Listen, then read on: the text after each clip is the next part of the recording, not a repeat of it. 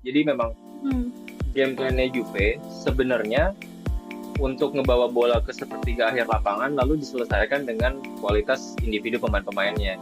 Diharapkan semalam itu kan pusat dari kreasi permainan kan kalau di kiri ada Boga, di kanan ada Chico. Sayangnya memang di kiri Boga yang diharapkan lagi untuk jadi pelapis Yildiz yang lagi gak fit nih Hmm. sama nggak perform. Jadi memang serangannya monoton dari sisi kanan Juve aja kan dari semalam. awal. Cuma memang sepertinya ketika Boga nggak works di babak pertama, Yildiz harusnya langsung masuk aja di babak kedua gitu. Hmm. Terus si David juga sebenarnya beberapa kali dia sempat bawa bola, sempat pressing-pressing gitu. Cuma emang sampai batas itu doang sih sebenarnya yang bisa melewati back-back Milan. Tapi dia cukup bikin capek ya sebenarnya. Dan ketika Vlahovic masuk itu memang agak telat ya, harusnya bisa lebih awal lagi biar mungkin opsi crossing jadi bisa lebih maksimal.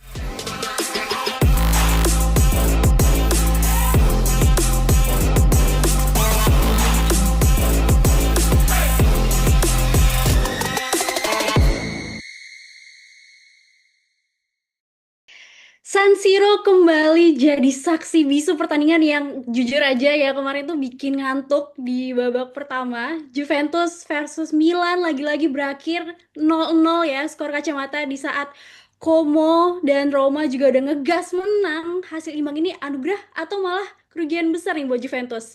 Halo Juventini, welcome back Suara Juventini bareng aku Sekar Asli. Hari ini kita bakal ngebedah pertandingan yang dari awal tuh emang kayak tadi yang udah aku bilang ya bikin ngantuk gitu ya karena berasa apa ya lambat banget temponya. Dua tim raksasa ini mainnya super hati-hati kemarin, kayaknya dua-dua lebih apa ya takut kalah gitu ya daripada pengen menang kayaknya. Tapi di balik skor 0-0 ini banyak banget ternyata detail taktik dan situasi klasemen yang bikin kita harus overthinking bareng bareng kita di sini hari ini. Tentunya aku nggak sendiri, udah langsung ditemenin dua pundit andalan kita di sini. Langsung aja aku sapa-sapa dari Mas Ali. Halo Mas Ali.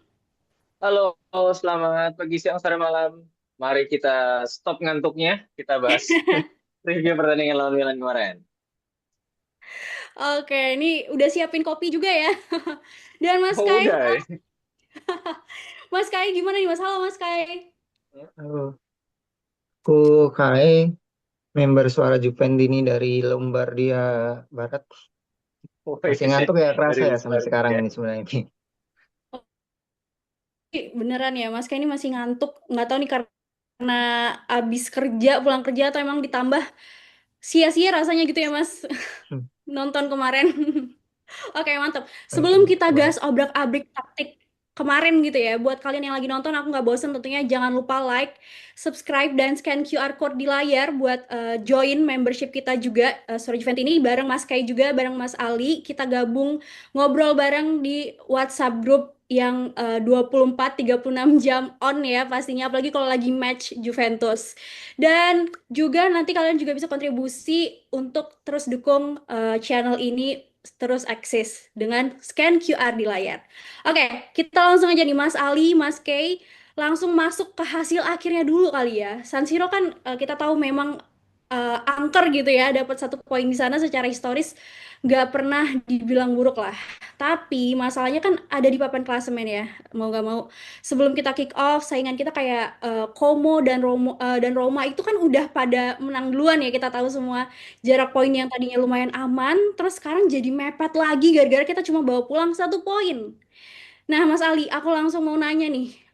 Mau minta pandangan Mas Ali melihat konteks San Siro yang emang susah ditaklukkan, apakah satu poin ini masih bisa kita syukuri gitu ya sebagai hasil yang positif, atau ngelihat Roma dan Como yang udah ngegas duluan nih, kita jadi FOMO harusnya. Apakah hasil seri ini justru terasa sayang banget karena kita buang peluang buat ngejauh? Gimana Mas Ali? Silakan.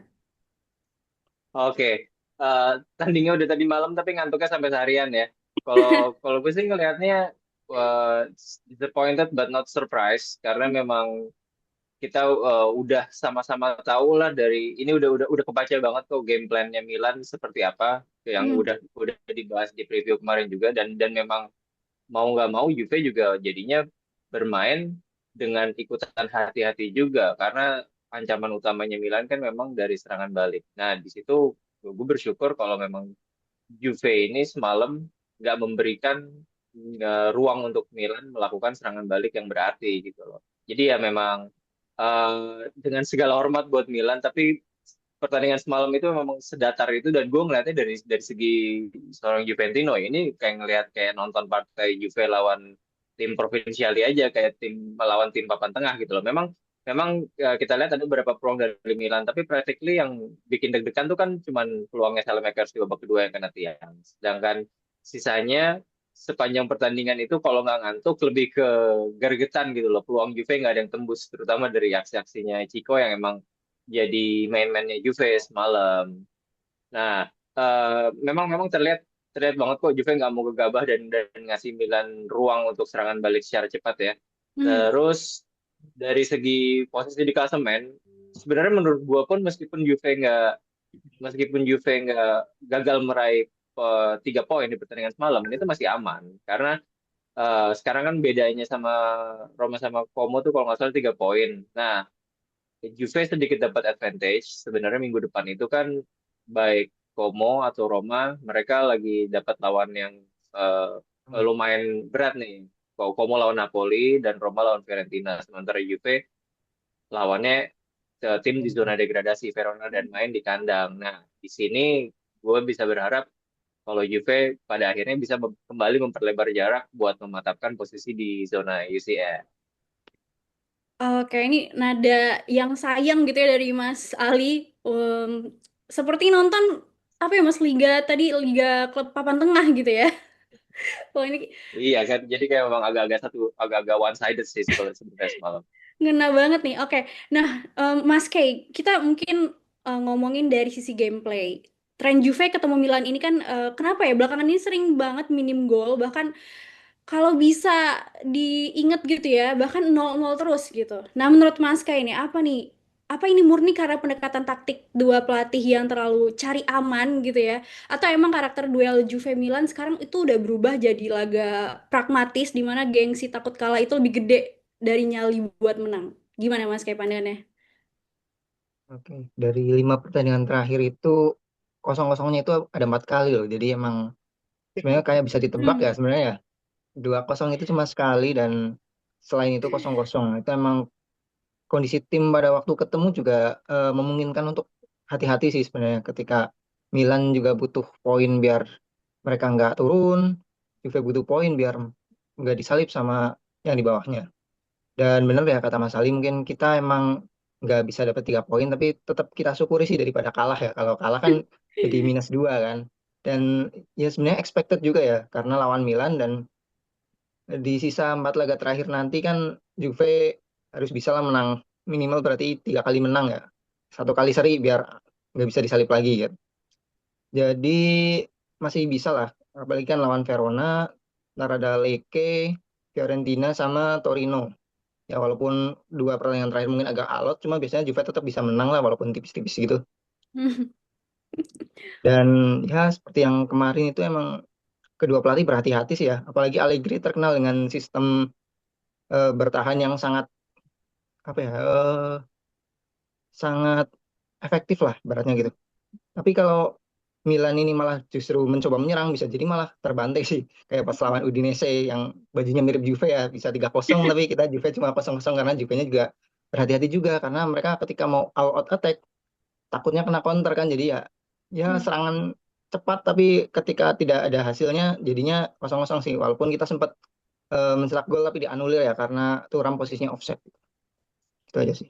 Oke, ini kita lagi-lagi harus apa ya, Juventino mau Juventina juga lagi-lagi harus bersyukur ya dengan semua hasil yang sebenarnya agak kurang memuaskan gitu ya. Oke, kalau kita geser ke data statistik ya Mas Ali dan Mas Kai, ini yang juga bikin kita makin gregetan sebenarnya. Secara angka, Juve tuh dominan sebenarnya semalam ya. Dimana field tilt atau penguasaan wilayah kita itu tembus 66% loh. Terus kita masuk ke area dalam atau deep entry-nya 14 kali dibanding Milan yang cuma 9 kali. Terus juga build up kita juga bersih di angka sekitar 93% plus pressing atau PPDA kita itu jauh lebih galak dari Milan. Artinya nih, kalau dari data-data tadi kan bisa disimpulkan kita nyaman ya, cukup nyaman lah sebenarnya ya bawa bola ke area mereka gitu. Nah, tapi penyakitnya muncul di final third, di mana XG kita cuma 0,54. Milan yang pasif tuh malah sempat bikin jantungan pas peluang dari Makers tuh kena mistar gawang. Nah, Mas Ali nih, ngelihat data Failtail, terus deep entry, sampai build up yang rapi banget sebenarnya. Apakah ini bukti kalau sebenarnya struktur main kita sebenarnya udah top dalam kontrol wilayah, atau XG yang cuma 0,54 itu jadi red flag kalau kita punya masalah kronis soal ngubah penguasaan bola jadi ancaman nyata. Gimana Mas Ali pandangannya? Iya. XG-nya Juve semalam tuh buat gue tuh kayak only tell half the story lah. Jadi memang Hmm. game plan-nya Juve sebenarnya untuk ngebawa bola ke sepertiga akhir lapangan lalu diselesaikan dengan kualitas individu pemain-pemainnya. Diharapkan semalam itu kan pusat dari kreasi permainan kan kalau di kiri ada Boga, di kanan ada Chico. Sayangnya memang di kiri Boga yang diharapkan lagi untuk jadi pelapis Yildiz yang lagi nggak fit nih Hmm. sama nggak perform. Jadi memang serangannya monoton dari sisi kanan Juve aja kan semalam. Nah, untungnya sebenarnya Chico sendiri dengan superioritas individualnya memang semalam tuh bisa banget konstan menghadirkan ancaman either dengan peluang berupa tembakan atau kipas ya kan aksi individualnya dia sendiri kan sebenarnya berujung ke golnya Thuram yang dianulir gara-gara offside.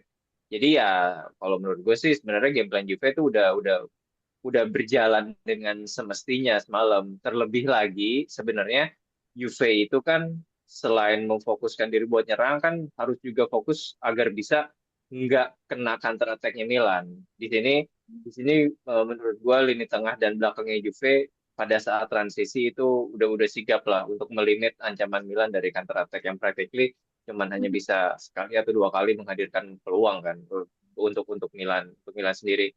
Nah, sebenarnya yang lagi-lagi gua sayangkan tuh adalah pergantian pemainnya Spalletti ini yang makin bikin gregetan nih. Kalau kita lihat pemain-pemain yang dibawa dari bench eh, untuk mengubah keadaan itu kan semalam tuh Yildiz, Zegrova sama Vlahovic itu practically mereka cuma dikasih main kayak 10 sampai 15 menit terakhir yang mana menurut gue di situ tuh game udah kekunci untuk buat jadi hasil seri gitu loh. Jadi oke lah memang Yildiz lagi nggak 100% fit, tapi menurut gue sih seharusnya dia bisa dimasukin kayak 5 atau 10 menit lebih awal gitu loh. Jadi agar bisa lebih banyak menghadirkan perubahan dari bench.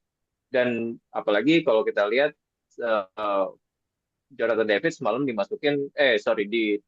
bermain udah cukup terlalu lama dia bermain tanpa menghasilkan apa-apa gitu loh dan diganti sama Vlahovic di menit ke 70-an atau 80-an gitu itu menurut gue sih kelamaan ya David yang nggak bisa perform sama sekali malam seharusnya dari menit 60 sih dia udah ditarik keluar gitu loh.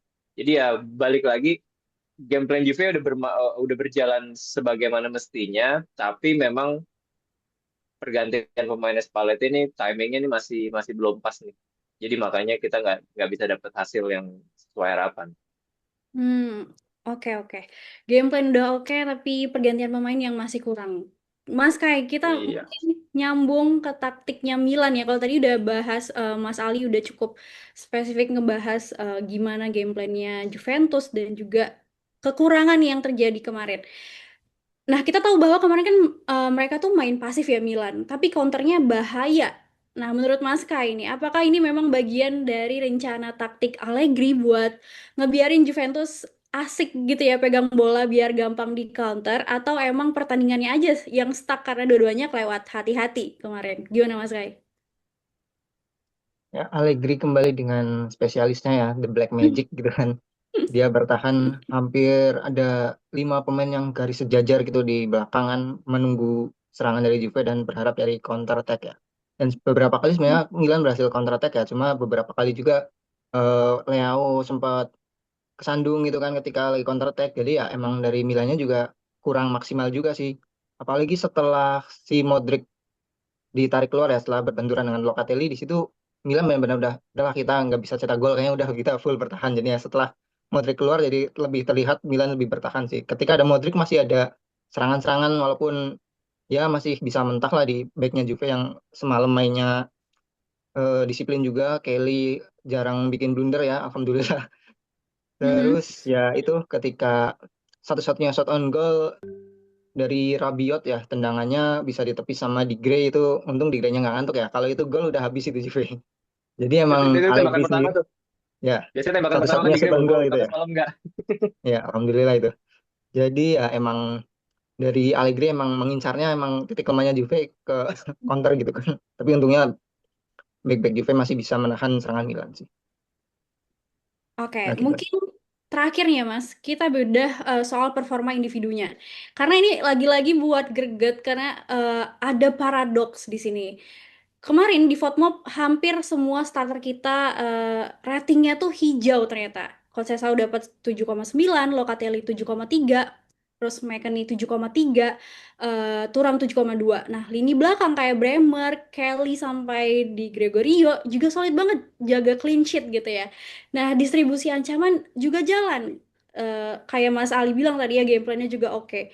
Nah, Locatelli jadi pengumpan progresif terbaik juga di poin 0,32 X-rate as passer dan juga Jonathan David paling sering menerima bola di ruang bahaya dengan poin 0,29. Tapi ya gitu ya, nggak ada gol nih. Lagi-lagi anomali ya, paradoks nih. Mas Ali, balik lagi dengan rating pemain yang solid dan stabil ini, siapa sih pemain yang menurut Mas benar-benar layak dapat apresiasi ekstra lah ya. Kalau harus milih top 3 mungkin pemain Juventus yang semalam dari sisi taktik dan kontribusi individu gitu ya. Siapa aja tuh kira-kira Mas? Oke, tentunya pertama pasti dari lini depan Chico ya. Memang Hmm. kelihatan banget dia single-handedly bermain di sepertiga lapangan akhir untuk menciptakan peluang demi peluang. Ya emang sayang aja umpan-umpan final ball-nya masih belum bisa dimanfaatkan oleh Jonathan David Hmm. yang kembali lagi setelah nyetak gol minggu lalu off lagi pada minggu ini. Chico semalam 3 shots on target, 5 successful dribbles itu paling banyak di antara semua pemain yang bermain dan memang dari eye test kita yang nonton juga kelihatan memang dia secara konstan mengeksploitasi sisi kiri pertahanan Milan ya. Gue Hmm. sebenarnya berharap tuh Bartes Agis udah kena kartu kuning, seenggaknya masih bisa dieksploitasi biar dia dapat kartu merah, tapi sayangnya nggak kejadian. Dia babak kedua udah keburu diganti sama Estupiñán kalau nggak salah. Yang kedua tentunya Locatelli ya, kapten kita dengan eh, bermain udah kayak dirijen dari orkestra. Dia passing kiri kanan, long ball-nya juga bagus-bagus banget dan untuk seorang pemain yang mengontrol permainan, ternyata semalam dia juga memberikan defensive contribution yang paling banyak gitu loh sepanjang pertandingan. Gue sih ngelihatnya dia menggendong lini tengah Juve ini biar semuanya bisa berjalan dengan aman. Emang makin di sini memang dia makin terlihat kalau dia adalah instrumen paling penting dalam menjaga stabilitas permainan Juve ya. Dan untungnya udah diperpanjang kontraknya. Kalau enggak bisa bayangin deh tuh bisingnya Mercato nanti pasti yang ngincer dia tuh kiri kanan. Ketiga, kalau dari lini belakang, gue ngeliatnya sih Bremer ya. Memang dia secara individu nggak nggak banyak terlibat di tackle intercept atau apa, tapi memang leadershipnya kelihatan sekali. Jadi dia membuat diri dia bermain dengan nyaman kemarin malam gitu loh. Jadi tugasnya tuh kayak tukang sapunya aja. Jadi dia diapit Kalulu sama Kelly di kanan dan kirinya. Kalulu sama Kelly yang berhasil melimit pergerakannya Leao atau juga Pulisic. Jadi sisanya dia cuma bermain kayak sebagai sweeper clearance aman. Bremer. Jadi tiga pemain itulah Chico, Locatelli sama Bremer yang bisa jadi dapat apa apresiasi lebih. Oke, itu dia. Mungkin kalau dari Mas Ali Ciko, Locatelli Bremer, dari teman-teman Suara Juventus ini pastinya beda ya. Nanti silakan komen-komen aja the best player, top 3 gitu ya, dan worst player juga. Oke, kita ke Mas Kai buat closing statement mungkin ya Mas. Jadi Locatelli kan udah ngumpan bagus gitu ya, David udah punya ruang, tapi outputnya nol nih. Nah, kita menurut Mas Kai nih, masalah utamanya ada di penentuan starting eleven kah gitu ya? Kayak mungkin David kurang pas jadi target main sejak awal atau mungkin harusnya Boga dicoba lebih cepat buat ngacak-ngacak gitu ya? Atau ini murni masalah struktur serang kita yang memang tumpul aja di area akhir? Mas Kai mungkin bisa closing? Oke, sebenarnya taktik yang diharapkan sama Spalletti ini udah oke ya sebenarnya, serangan dari kanan kiri, cuma hari ini emang Boga lagi off sih sebenarnya. Dan Mhm, kebetulan Yildisnya juga lagi ada problem ya, cedera gitu, belum fit 100%. Jadi emang Spalletti mungkin agak menahan ya biar dia nggak masuk lebih awal. Cuma emang sepertinya ketika Boga nggak works di babak pertama, Yildiz harusnya langsung masuk aja di babak kedua gitu. mhm.